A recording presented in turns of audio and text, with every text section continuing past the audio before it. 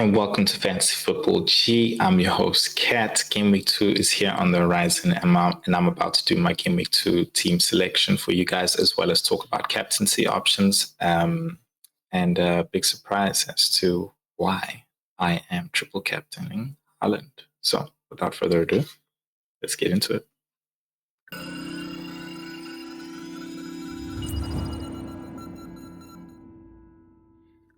All right. First things first, let's get the pleasantries out the way. If you guys want to gain the edge with FPL with the help of AI, then you guys should sign up using the link below for Fantasy Football Hub.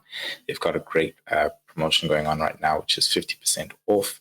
And you guys can get that 50% off. And the great thing about it is, of course, if you don't win your mini league, then they will give you all your money back. Terms and conditions apply, which is very, very simple. It's just about sending them your league code so they know exactly which league code it is that you're referring to. League has to be under 100 participants within it, and you're set. That's it. Done. And there are many great tools which I use in this series. So check it out using the description below, using the link below, and sign up using that link below in the description. Right. Now, let us get into the big things, all right? I think let's start off with captaincy, okay? So I think it's very obvious that Haaland is the captain to go for. And yes, I am triple captaining, but what I'm going to do is I'm going to speak about that when we get to my team selection. So later on in the video. So stay tuned for that as to why I'm triple captaining Haaland. And then when it comes to who the alternative is, the obvious one, of course, as well, is Salah. Now, there are those people who have Haaland and those who have Salah. And then there are those people who actually don't have both. So that's who I'm really catering for here as well. And as well as basically a differential if you don't want to go with Haaland or Salah as well. Now, I pulled up who has the highest points predicted off of Fantasy Football Hub for Game Week 2. And Eze came in at number 1 with 6.8. KDB followed there, 6.5 points predicted. Palmer at number 3 at 6.5 as well. Saka 6.2 against Aston Villa away. And then Son Min-hoon at 6. Interestingly enough, Isak actually came below that. And I felt like, okay, cool. These are actually great places to talk about in terms of captaincies because I would be considering these guys. I think there's 4 penalty takers actually, and 5 if you're actually talking about Isak as well. But I'm not going to mention Isak. He is in all our teams. He's playing Bournemouth. I think he is a shout. I'm just like curious as to why. I mean, fine, Bournemouth is good. Don't get me wrong. They're good. They're not bad. They're not, they actually promoted side, but they could drop. They've lost Solanke. It's a question of whether or not they can actually make that back with the new signing, Evan Nilsson, who Porto fans say isn't necessarily all that much of a goal scorer. So it's still to be seen. Isak is playing away, so at Bournemouth. So I guess for me, I would put him below the rest of these guys. Now, immediately, I actually don't think Eze is a good option for a captaincy. And why, Kat? Because he's playing West Ham. West Ham, I don't know about you guys, man, but they went into the transfer market and took some steroids, beefed their team up real good, in my opinion. And I don't think they're no pushover. And you could see that with the game against Aston Villa. So I see people or the fixture tickers really mark West Ham as a green fixture. I think to myself, that's not a green fixture. That's not a green fixture at all, in my opinion. I think Palace is going to have a really tough time considering they've also lost one of their centre backs. It's yet to be seen how that's really going to affect the team. Talks that Eze is still staying, but all of that stuff still being in the wind. I'm just like, nah, I don't think so. I don't think Palace has tools really to equip Eze in really, coming back with that much of a big haul. I think he, when it comes against West Ham, I think he can definitely score a goal. But, when we captaining someone, we're really hoping that they can, score a goal and at least also have an assist. So, I just don't see that with West Ham. I acknowledge they are at home, but that's just my opinion on Eze.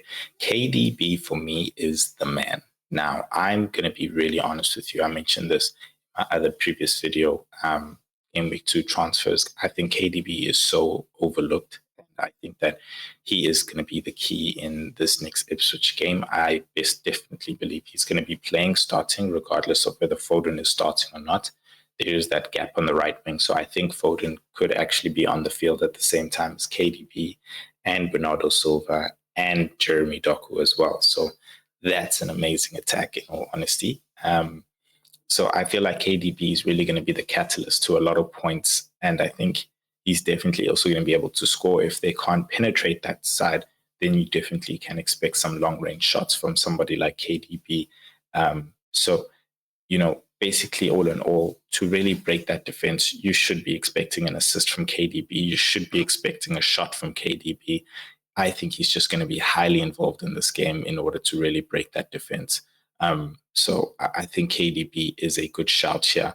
If you guys do have KDB or you still haven't transferred looking to bring somebody in, I think KDB is the man. Actually over Foden, and the Fantasy Football Hub AI has actually got him predicted higher to return higher than Foden. So that just says that, hey, maybe this guy's the guy. Cole Palmer, I would stay away. He did not play in the fixture in the Conference League qualifier last night. So I think he's safe to play for this game, but that's not the point here. I think regardless of anything, I think Chelsea is still going to struggle throughout the season to get their footing. It's a new coach, new system. Players are playing in different positions as well as with different teammates. I think there's just a whole lot to discover with Chelsea and who, the real effective player is going to be and the most involved player is going to be there. I don't see Cole Palmer being that player he was last season in terms of involvement. And they just got João Felix. So it's also like, okay, where is he going to play? Because we all know João Felix is also a very ineffective player and he could take some goals away and even goal contributions away from Cole Palmer. So I think we all have to just slow down on Chelsea. If you've got them already, just keep them. But in terms of captaining, I wouldn't captain any Chelsea player, even in Nkunku. I wouldn't do it. Just stay away from those guys. Saka, look, it's Saka, it's Arsenal, definitely a captaincy option. I do rate Villa's defense, more so their goalkeeper, who's quite frankly possibly the number one keeper in the world, having won that Golden Glove. So it's not going to be easy. They are playing away as well, so I'm looking at a very low score here, and that's why for me I would not go with Saka. I just think that he's not necessarily the best option when it comes to captaincy here. So if you are looking at him, I would not really go for him, just based on the fact that I think it's going to be a low-scoring game. I don't think it's going to be a high-scoring game. He could get that goal. He could get that assist. But is it going to be enough if you're going up against Haaland or a Salah? No, it's not going to be enough. Son Min-hoon. Now, Everton has got a couple of holes coming out in the defense. Ashley Young, of course, which is on the same side as Son. But we all knew that was never really going to be a problem. I think the big main thing on here is Tarkowski not being available from what I've heard. But we'll hear more about that later in the day today when they do the press conferences. But matter of fact is that defense is leaky and it's got a couple of holes in it, not having their starting lineups. So I think, Tottenham players are worth going for. You could go for Son because they build up highly on the left. And so he's highly involved within the game. And I think he'll definitely get a goal. Yes, he was very wide in the Leicester game, but, excuse me. He was very wide in the Leicester game, but I think in this one you could find him slightly moving a bit more central, just trying to get an actual goal. Because in the second half, you started to see them build up more on the right-hand side with Anderson Johnson and Pedro Porro. So I think I would take a punt just because it's Tottenham at home and it's Son. He's on penalties from what we know so far. Solanke is another good shout, even though he's not here. He wasn't anywhere ranked here as well. Solanke is another shout because, he was highly involved. He was getting headers. He was in the box. And he was, I think he was really good in that first game for Tottenham. So he is a shout, I think. If you're going to go for Tottenham players, I would go for either Son or Solanke in that game. Right. So that's my captaincy differentials for game week 2. Let's take a look at what I believe is the best game week 2 team. So what I did is basically put a team together in the sense of a free hit, and so that you guys can see actually, who are the best picks for game week 2. And maybe this could also help you in deciding who to bench and who not to bench, and who to also transfer in if you don't have them. So this is my game week 2 free hit, my best team for game week 2. In goals, I've got Alisson Becker playing against Brentford at home. Vardiel, who's going to be playing Ipswich as well at home. I also went with Trent there. The cheaper option is to go with Robertson, doubling up there on the Liverpool defense. And then I've got Pedro Porro in there. He was said to be pictured in training. His injury was him rolling his ankle. So, some people think he will be fine. I'm going to take that risk in actually playing him over a replacement. And if he doesn't play in this team, you would have on the bench a Robertson. And we'll talk about that. I haven't necessarily been high on Robertson in this specific game week. But anyway, in the midfield, of course, Eze there against West Ham. I've got Kevin De Bruyne, who I've backed highly. Got Diogo Jota as a good supplement for Salah. And then we've got Emil Smith-Rowe there as well, playing against Leicester at home. And then captaincy, of course, is on Haaland. We will tap onto that triple captaincy soon enough as we go through my team selection.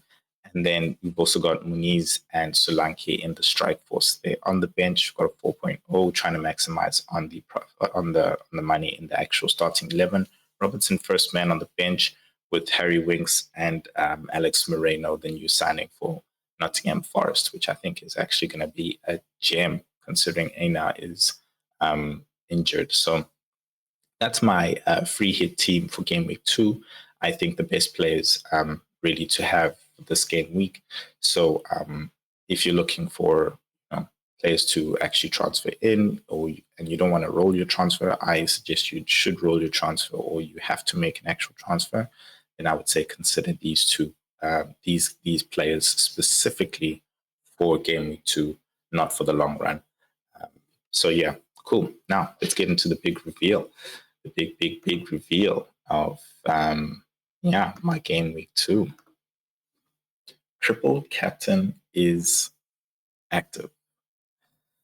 I've made you wait this long, so let's just tap into it. But we're gonna dive into it even further in another video tomorrow. But I just think it's a great opportunity, guys, and we know a lot right now, which we don't know for the future. And I think that's really what the debate is we don't have enough information in terms of, how many blanks we're going to have. And we're all going on possibilities of like, oh, we could get a snow day. Oh, we could get a this. But I just feel like, this is one of the one times in the season Man City is not going to have midweek games. This is, and these Champions League new format is going to be really demanding and even of a good team like Man City, because it's not going to be necessarily just 4 games qualify. It's going to be 8 games, and each games are rotated with different teams. And so they could all actually, 6 of those could actually be very tough. So there's going to be a lot of more midweek games and resting and pulling players off. So I just feel like in this game, this is Haaland 1 at home, 2 against the weakest team, most likely amongst the promoted sides, 3 with a full Man City team back maybe bar Rodri, but we don't even need Rodri for this fixture. Five good points, bro. And I just feel like we're all stuck in our ways of holding on to our chips for, of course, a greater opportunity. But for me, if there's anything I've learned from my previous seasons, not just last season's, is going for sureties. Just putting this triple captain on Haaland doesn't assure that he's going to haul. No. But one thing I am sure of is these are most likely the best conditions that I could ever have to triple captain Haaland, considering fitness, considering teammates available, considering minutes that he's going to play, considering all of those things. And so I'm very sure of those things and going like, okay, cool. He should definitely be a 90. Like, anything could happen as well, you know, as much as I have those assurities in the sense of he could get a red card, KDB could get a red card, or I don't know, he could get injured, you know, in the first few minutes of the game. So those things you can never counter as a factor, you know. But I just feel like it's more risky for me, and I don't want to say us, but it is us. It is risky for us to kind of hold on to this, having this opportunity right now, knowing that there's a huge fixture congestion later on in the season. People are going to be rested. People could get fatigue, could get injuries. And like, you know, you don't even know what those double game weeks are going to be. It could be a double game week of Arsenal and Liverpool against Haaland having Arsenal and Liverpool, both games away. Like, you don't know. So if I had to pick a single game week for Haaland to actually be in, it would be this game week. Now, I'm not trying to convince you, having just given you that speech. I'm just letting you know. But we'll dive more into that tomorrow with my brother Chaps. Hopefully he's available to record that. Cool. So let's go through my team selection. I've got my goals. I've got Sels against Southampton. This was a bit of a benching headache, but I finally decided to go with Sels. I think Southampton is a bit of a weaker team than Bournemouth. I think Bournemouth at home could do a lot better, and Newcastle could most likely concede. So I decided to go with Sels. Alexander Trent, Gabriel, and Pedro Porro in the defense. Really just hoping for returns there. In all honesty, I'm expecting one from Trent there. I expect a clean sheet, but I know that Brentford are no pushover. I'm really hoping that Pedro Porro could play. And again, like I said, I'm expecting a low-scoring goal. I'm just hoping that Arsenal is on the end of that clean sheet there.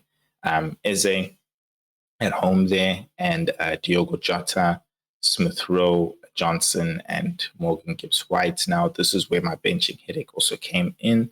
In my strike force, I have Wood, Isak, and Haaland. I was not sure who to actually bench between Wood, Johnson, and Gibbs-White. And currently right now, I've got Wood on the bench because I just feel like he has the less minutes between those players. I think Johnson and Gibbs-White will have more minutes in the midfield. So I think it's safer to actually have Wood on the bench, but I'm really not happy with that because he is playing Southampton. And I just have him there as well because I know the crowd was basically begging for a Awani to come on, as Wood didn't necessarily have the best game, but hey, those things happen. And then I've got Byrne on the bench there, followed by Cash, who wasn't even thinking of playing, but he is actually a transfer I had to make to save myself from the price drop of Kwanzaa, but also looking into the future, knowing that I'm going to want a Aston Villa player in their turn of fixtures in the next game week. So yeah, that's currently my game week 2 team selection. I think this is what I'm actually going to go in. I might just still tinker between Wood, Gibbs-White, and Johnson, waiting to hear what happens at the deadline. But apart from that, I don't see myself changing. I don't see myself changing anything at all. But if you guys want to take a look at a further deep dive of which are the best players for Game Week 2, then you need to check out this video over here. And I cover basically who are the best transfers to bring in for Game Week 2 if you're still trying to decide who you should bring in. Don't forget to sign up for Fantasy Football Hub using the link below in the description to get your 50% off. And you can also win your money back if you don't win your mini league. T's and C's apply. I'll see you guys in the next video. Peace.